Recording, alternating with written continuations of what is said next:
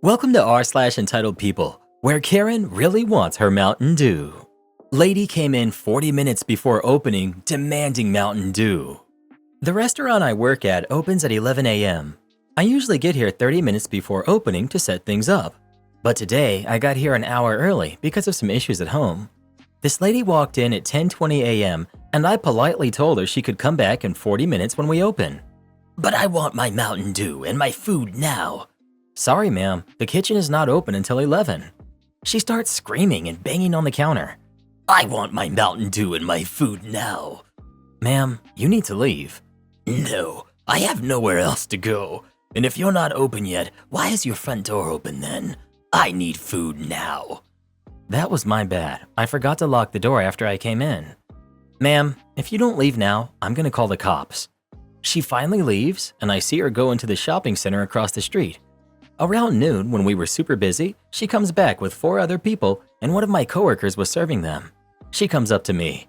I just want to apologize about the way I acted earlier. I'm not doing well.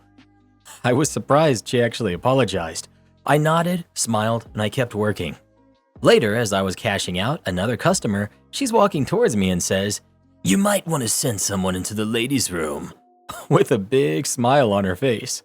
She turns around, and there's a huge stain on her dress. As soon as she walks out of the door, she sprints to her car, and I'm just standing there like, what the heck? Then it dawns on me. After I cash out the customer, I go to the ladies' room, and sure enough, there's a huge mess everywhere. How thoughtful. Me and 2 coworkers cleaned everything up. Yes, we wore gloves, and of course we washed our hands after, very thoroughly. I just can't stand people these days. My boyfriend has disappeared every weekend for the past 3 years, plus final updates. My boyfriend, 27 male, and I, 24 female, have been together for 3 years. We don't live together, but are close enough to spend a lot of time together. However, it's very rare for us to spend a whole day together. When we have, it's been a weekday where our schedules have happened to line up, like no work and no class. We've never spent a day on the weekend together. He works as a research assistant while getting his PhD. Every single weekend for the past 3 years that we've been together, he insists he has to work. I realize how stupid I've been now, but foolishly I trusted him. I trusted that he had work every single weekend for 3 years. That was until today. I've been studying for finals, and it's the toughest it's ever been, so I was craving some time with him. Just a day where we could kick back and relax with each other. Of course, he says he can't because he's working, and I shut up about it. So today, I'm getting antsy anyway, and hoping we could at least spend some time together. I end up texting him, asking when he thinks he'll be back and we can spend the night. I've done this plenty of times before, and he always responds fairly quickly. This time, I'm waiting for a while. After 2 hours, I decide to text a work friend of his who's also a research assistant with him. Wouldn't you know it, it turns out they don't have work today. In fact, he informs me in that same text that they rarely ever work on the weekends. Never. So now I'm sitting here wondering what's going on. I have no idea how to confront him about this. I mean, this has been going on for 3 years. If he's cheating on me, he basically has a second family at this point. But obviously, that's where my mind goes, and I have no clue what else it could possibly be. Like, is there any possible explanation for this besides cheating? How in the world do I confront him about something he's been doing for 3 years? Since he's doing whatever it is tomorrow, do I just drive over to his place in the morning and wait and then follow him? Has anyone ever had anything like this happen to them before? I would just ask him first. Hey, I texted your work friend while I was waiting for you to reply, and he said you never work weekends. Even if he's not cheating, he's lying. Don't stalk him. Don't play games. OP. But what's stopping him from just lying again? Like, even if I confront him, he could just insist he's working or come up with an excuse. The only proof I have is the text from his coworker.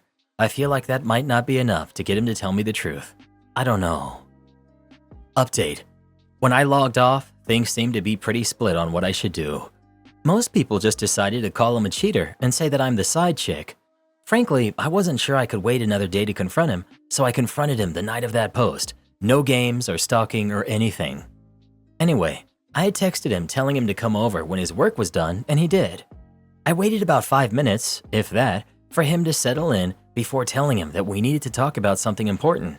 He immediately responded with, "Uh-oh," which was a bit demeaning, but that sarcastic response honestly matches his personality. I tell him everything that happened, how hurt I was, how I didn't feel like I could trust him about anything considering he's been doing this for 3 years, and then asked if he had anything to say. He told me he wasn't cheating on me or anything like that, he was just embarrassed about what he had been doing. I asked him what he could possibly be so embarrassed about as to hide it and lie to me for 3 years. He takes a minute to compose himself and then mutters something. He clearly feels guilty, but I obviously don't hear it, so I ask him what he said. He tells me that he volunteers at a homeless shelter every weekend since coming home for his PhD. Volunteering at a homeless shelter? I swear, whatever emotions are coming across here were multiplied 10 times in the moment. I could not comprehend what he was saying. Like, he was embarrassed for volunteering at a homeless shelter? It just didn't make any sense. So I asked him what he meant, and he repeated that he volunteers at a homeless shelter for 6 hours on Saturday and 6 hours on Sunday, every weekend. Of course, I ask him why he would be embarrassed about that, and he asks if we can talk about this more tomorrow, Sunday, and he can instead show me that he isn't lying by taking me to volunteer. I don't know what I was really thinking. I think my mind was just so blank that I agreed with a sure, and I asked him to leave. He apologized for the whole thing and left. Then he sent me a text that he had picked me up in the morning so he can prove to me that he's not lying. Of course, my mind races all night, and I tossed and turned all night. But Sunday came anyway, and he wasn't lying. He takes me to a homeless shelter / soup kitchen place. I don't really know the difference. And we make food, clean, and pack daily necessities for 6 hours. It clearly isn't the place to have the conversation, so I spend most of my time doing the work and chatting with other people, and they were really nice. But of course, the whole thing was still weighing on my mind the entire time. So I start asking them about my boyfriend, and they confirm that he's been working there as long as they can remember, and he's there every weekend. He's been there longer than most of them, it seems. Finally, our volunteering ends, and we head back to his car, and I try to start the conversation, but he shuts me down and asks me to wait until we get back to his place. I say fine. Maybe I'm being a doormat here, but I was just so confused and lost, and we head to his apartment. Once there, the talking begins. He asks me if I believe that he's telling me the truth about working at the homeless shelter every weekend, and I say that I do since I confirmed it with a lot of people while there. But I also said that I don't understand the lying, especially for as long as he did. He apologizes again and asks if I really want to know why he kept it a secret. I say of course. He sighs and then tells me that he doesn't like people knowing that he likes helping people. Obviously, I'm going, what? Because this is so weird, and I ask him to explain. He tells me that when he was an undergrad student, he would always try to help his class behind the scenes by discussing problems they had or negotiating for curves or extensions on their assignments, even when he didn't personally need it. He said he enjoyed doing it and kept doing it as a master's student, but then started to do so before and after classes publicly. Apparently, most of his classmates were still happy with him, but a few basically hated him for it because he was babying them or something like that. So he went back to doing things behind the scenes and no longer tries to associate himself with any of the things he does to help others. Hopefully, I'm not the only one who finds this really weird. Like, the homeless shelter stuff and assisting your classmates aren't remotely the same. I say as such, and he tells me it does the same thing. It helps people, so he doesn't like people to know about it because then they might misinterpret his intent and think that he's masquerading as a good person. Then he assures me that he's not a good person at all, but he still wants to do what he can for people, so this is what he does. What on earth? So I ask if he really thinks I would get mad that he's helping homeless people in his free time. He tells me that he wasn't sure at first, especially since I wanted to spend weekends together when we first started going out. Duh, every couple does. So he just lied to hide it at first, but he knows I wouldn't do that now, but kept the lie going because he thought it would be too weird to suddenly say that he's volunteering at a homeless shelter. I feel like I've come to the conclusion that he's just really, really weird. His way of thinking has always been odd, but this in particular is just so weird. Like, he seems to understand the situation and where I'm coming from, but didn't think to tell me the truth on his own. We started going in circles, so I ended the conversation and had him drive me home in silence. Since then, he sent a number of texts and has tried to call me a few times. I didn't pick up on Monday or Tuesday because I felt like I needed time to think. But I finally picked up today and we had a talk, in which we both reiterated what we had said. I know a lot of people, literally all of them at this time, were telling me to break up with him, but I'm still thinking things through. I'm going to try and get him to hang out this weekend and make my decision after I think some more. This whole thing has been weird. I'm sorry that I've repeated that so much, but my brain is still scrambled. To answer some common questions, I haven't met his parents, but I have met a few friends of his. He doesn't have social media. He's met my family since I'm local, and we do spend holidays together if they aren't on weekends. Honestly, it is strange that he felt the need to lie about it, but at the same time, it does seem he has good intentions. A lot of people like to do volunteer and charity work, donations, etc., and keep it quiet because they don't want to seem like they're trying to be a good person. They just want to help those in need and keep it quiet, just like your boyfriend said. I understand your confusion and being upset about the lies, and that's completely valid. But in this situation, I do hope you give him another chance. It's very possible the embarrassment comes from past issues in his life. Personally, I've been in some bad situations and been on hard times, especially as a kid with a single mom, and now that I'm grown and have the ability to help those that are in the situation I was in, I basically feel obligated to help. Again, it's your relationship, and not being honest with you because of embarrassment is one thing, but I hope you two can discuss this more and figure it all out, because you're both valid in my opinion. I commend you for bringing it up to him, and I commend him for helping those in need. Good luck. OP, thank you. I'm going to talk with him some more and see. Obviously, we've been together for 3 years, and I really do love him. This is just so strange to me. Like, I get having past issues that are affecting your behavior and whatever, but this whole thing is just confusing. Update 2. So I asked him to come over so we could talk again, and he did. I then asked him some of the questions people had on here that I had written down. Volunteering for 6 hours, but still not having time for me? He said he would get there a little early and leave late, but would then spend the remaining hours running errands and actually working on PhD and assistant stuff. I asked if he could give me details. He gave me some details about academic articles that I don't remember. I asked why he couldn't spend more weekend evenings with me if this were the case. He said that he was really busy with work and that I would distract him. Ouch. Out of all the other things he said, I think this is the one that bothers me the most. I asked if the volunteering was court-ordered. He laughed at that and was clearly confused by the question, but answered that given the special population he works with during his PhD, he doubts he'd be able to work with them if he had a record that required so many hours. I asked if he was ever going to tell me about the volunteering. He initially says he doesn't know, then replies that he probably wouldn't have. He apologized for lying, but then said that whether he was working or volunteering doesn't make a difference to how much time he spent with me. Obviously, I pushed back on this, and he got defensive, and we had an argument that basically reiterated how I felt like I couldn't trust him because he was lying about this while he kept apologizing for the lying and making me feel that way, but that it wouldn't have changed how we spend time together. I told him I wasn't sure I wanted to continue the relationship because of his lying. He seemed hurt, but then just said okay and that it's my decision. I told him that he should at least get therapy for the classmate thing because it clearly affected him negatively. He replied that he probably should, but he won't. After I gave him an ultimatum, either spend more time with me on weekends and go to therapy, or we break up. I told him to think about it and that he has until Saturday. He said he would, and he went on his way. Saturday came, and he asked me to compromise. He said he would take a day off from volunteering if I volunteered with him the other day, and he wouldn't have to go to therapy. I said I needed to think about that. I told him later that night that I'd accept the compromise if he was willing to go to one therapy session. On Sunday morning, he told me he wouldn't be willing to go to therapy and asked that we go out to dinner. We went to a local diner and basically talked about ending things. He apologized for ending things this way and said that he knew he wasn't exactly being reasonable, but he's doing what he feels like he needs to do. I basically said that that was up to him. We wished each other the best, he gave me a partial hug, and I went on my way. So yeah, 3 years of commitment for this. Kind of sucks. Update. So I received a text today. I should have blocked him, but I didn't, so here we are. I didn't respond to him, but here's the message verbatim. Hello, sorry for contacting you. I'm sorry for how I acted. After you left, I really gave a lot of things some thought.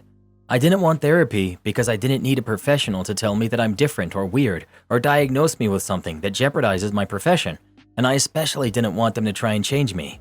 I bit the bullet in January. I was diagnosed with schizotypal personality disorder. You can look it up, I guess. I'm not seeing the therapist frequently, especially after he suggested altering some of my behaviors and told me that I'm coping using my volunteering. Sorry, I'm just saying that you were right and I wasn't being fair to you. Please do not feel burdened to respond. I hope you're okay. Gosh, he hopes I'm happy? I mean, really, after everything, he acts like some sort of victim? I hate it so much. Every single time I've thought of him since we broke up, I just get more angry. I guess it's nice to know that I wasn't imagining things and there is something actually wrong with him. But did he have to contact me? Gross. Anyway, I was huffing and drinking and spotted my login details still on my laptop desktop and figured an update wouldn't be too hard. I hope you guys know how to pick them better than me. Am I the jerk for not sharing my art supplies? I babysit for my sister all the time. She pays me the same as anyone else, but she is a lot more entitled than anyone else. My nephews are really good kids, but spoiled. They eat when they are supposed to and don't need me to wrangle them much to get them to go to sleep. However, they're fascinated with my art supplies. I'm not an artist, I just like to draw. I have a few apps on my iPad, but I like my paper and pencils as well.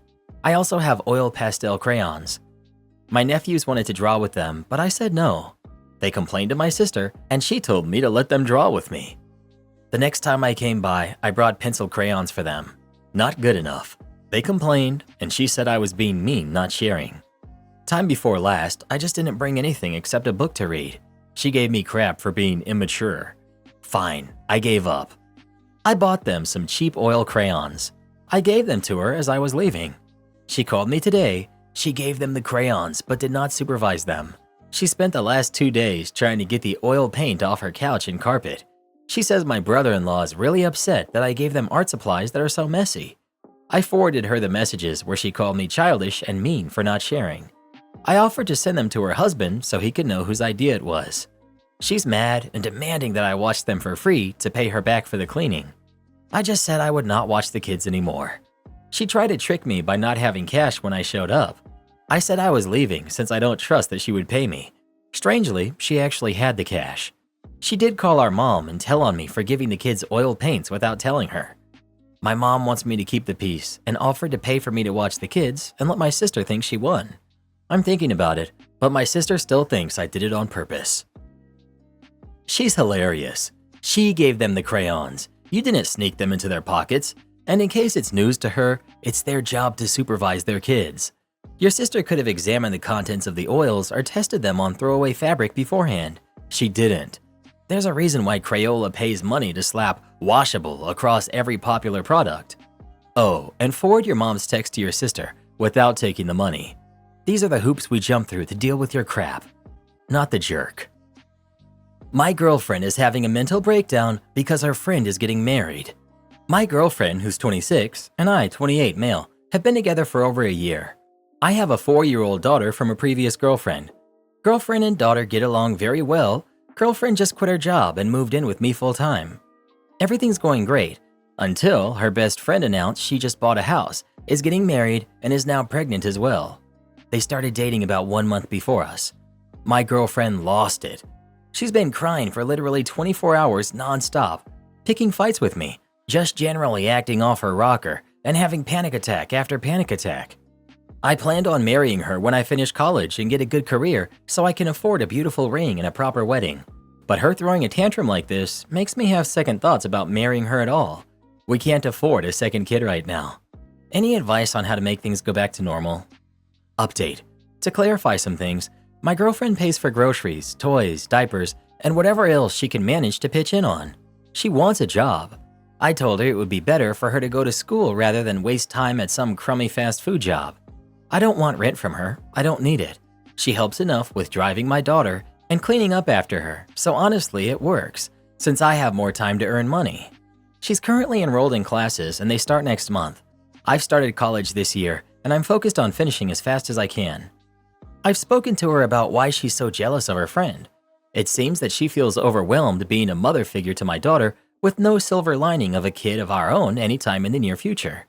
Now that her best friend is having a baby, she has no child-free person to turn to for a kid-free break. I can see how that would stress her out. This friend has kind of been her escape when she needs to decompress around another adult. She's incredibly happy for her friend. I don't think she's trying to outdo her or anything. She's not materialistic at all. She is very sentimental though. We share the housework and childcare equally. I do my best to help her if I see she's stressing out. Yesterday I sat her down and I showed her the ring I had picked out for her. Adamant that she doesn't want the ring. It would cost me 3 mortgage payments, which I can't afford until I finish school and get a good job. She doesn't want to wait for my idea of a perfect wedding. I guess I've been a little dense and only considering the proposal I always dreamed about. She's been an amazing girlfriend and parent. Maybe I have some things I need to reevaluate. I didn't consider that maybe her pressure is much greater than mine. I wanted to take my time and have my second kid the right way, but she's right.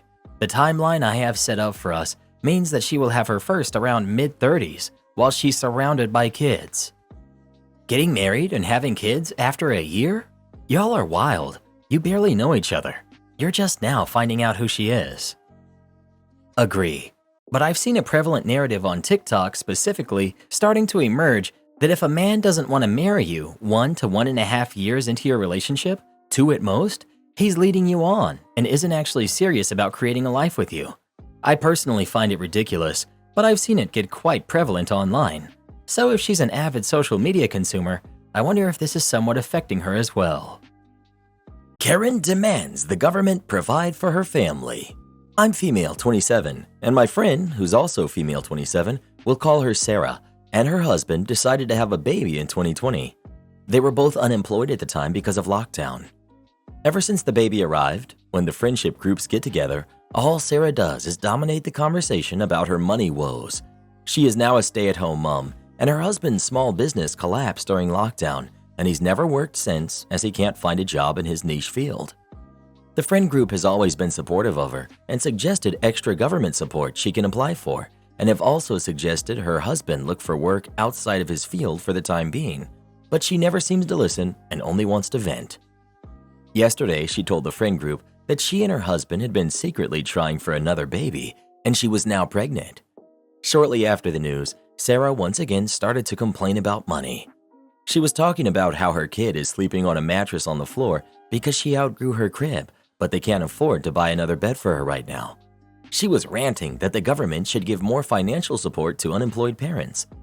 Sarah then pointed out that I was being quiet, and I told her that if I was being honest, she put herself in a worse financial position by planning another baby, and it's not the government's responsibility to provide for her family, especially considering her husband has been unemployed for more than 2 years now. She cried, left, and now my friends are all saying I should apologize. You're the jerk.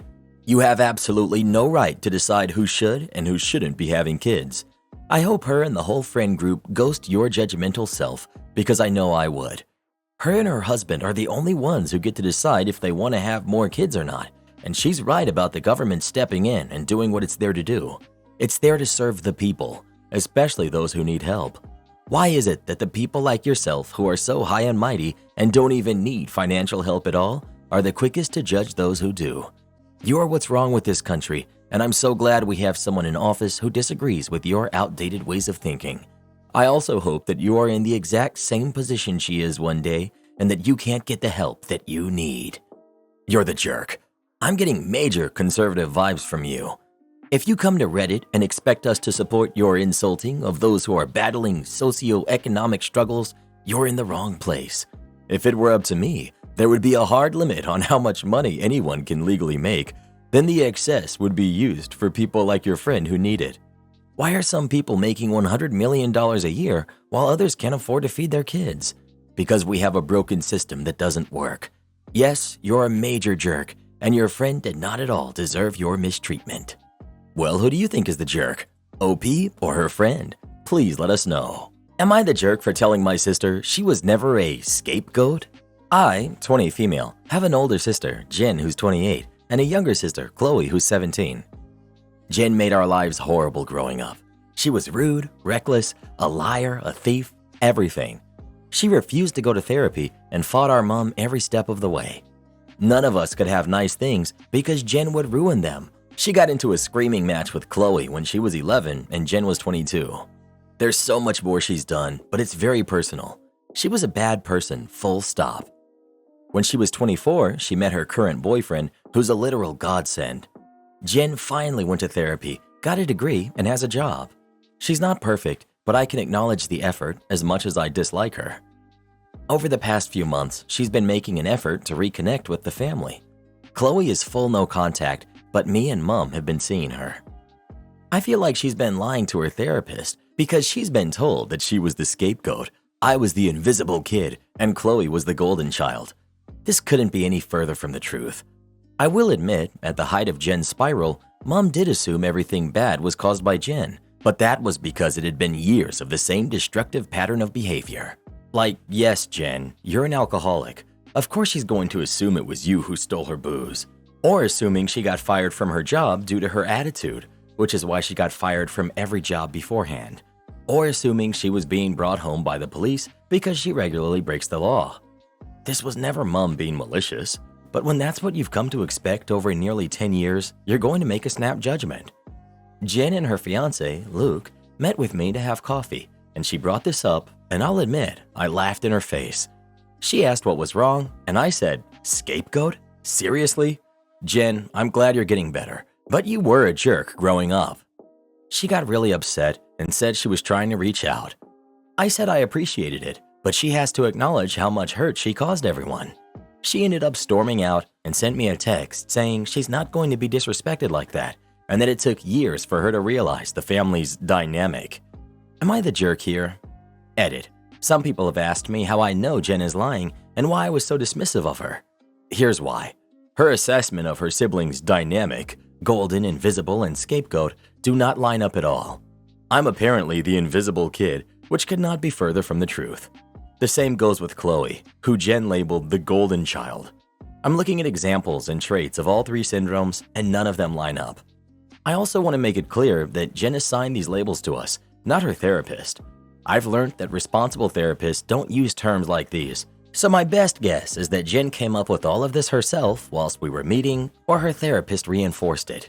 Either way, Jen came up with this alignment, which makes me skeptical of her. Not the jerk, but it sounds like you could also benefit from therapy. You don't want to hold on to all of this anger for your sister forever, especially if she's trying to better herself. You'll just come off bitter. Maybe keep contact to a minimum for now too. Oh, I can't read? Bet. Many moons ago, I worked contract for a medical placement company in the employee health department of a rack and pinion steering plant. The plant was scheduled to close, but they were still hiring. It was a head scratcher for us too, and extra help was needed for drug screens on the new hires. The other duties were seeing to injuries as they occurred, setting up appointments with Doc on days he would come, flu shots, and then there was the project. Here's where the story begins. The project was a collection of every medical piece of paper in the plant, all of them, scattered in boxes stacked to the ceiling. No sense of order at all.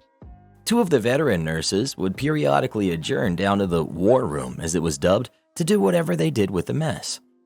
I was enlisted to help one day and succeeded in only managing to mess up the Excel spreadsheet, named Apricot for reasons I've yet to understand, that they were using to attempt to collate this mess. On days when we were slow, if we had no patience, I'd stay at my post and read. And one of those days, the boss lady came by and decided to take umbrage at that hobby. I should add that if I was reading, everything was stocked, all other projects were done, and I'd already been yelled at for sweeping up after myself. "I'd really rather you not do that. I need you doing work. It looks bad." Okay, what else needs to be done? After she looks around at all I've done, "Nothing. You're done. Just don't read." So I said, I'm not a good sitter. Fast forward, she gets sick and a temporary boss comes in. I get assigned the project. It takes a minute, but I get it whipped into shape. First, I sorted papers into folders by name. Then I organized by dates on papers, past to recent in each file. Then I alphabetized the folders and put them in boxes. What had taken the other two nurses months on end took me a few weeks. After that, I started a new Excel spreadsheet. Data entry is one of my favorite things, and I'm fast. Name, date of birth, first date listed, last date listed, easy peasy. I was blowing through 20 to 30 boxes a day. I only took lunch and bathroom breaks. The boss comes back from sick leave, walks in and goes pale. "What happened?" "Nothing. I've been working super hard. Is it not done right?" "It's great, but it's gone." "Yes, ma'am. I've made decent progress." She hem-hawed around and finally muttered, "I need you to slow down." "Sorry?" "I need you to slow down. We told them we needed at least this amount of time to complete that project, and as fast as you've gone, there won't be any work left to do." "So what else can I do?" Do a box, read a book. Do a box, take a nap. Just slow down. Bring your books or several books. Just slow down. And that's how I got permission to read in my own downtime at work. Might not be the best malicious compliance story, but after 15 years, it still makes me laugh. Do this next. Tap here on your screen to come see our new podcast playlist, where you'll find thousands of hours of the best stories you've ever heard. Or tap the one on the right. That episode is specifically just for you, based on other videos you've enjoyed the most.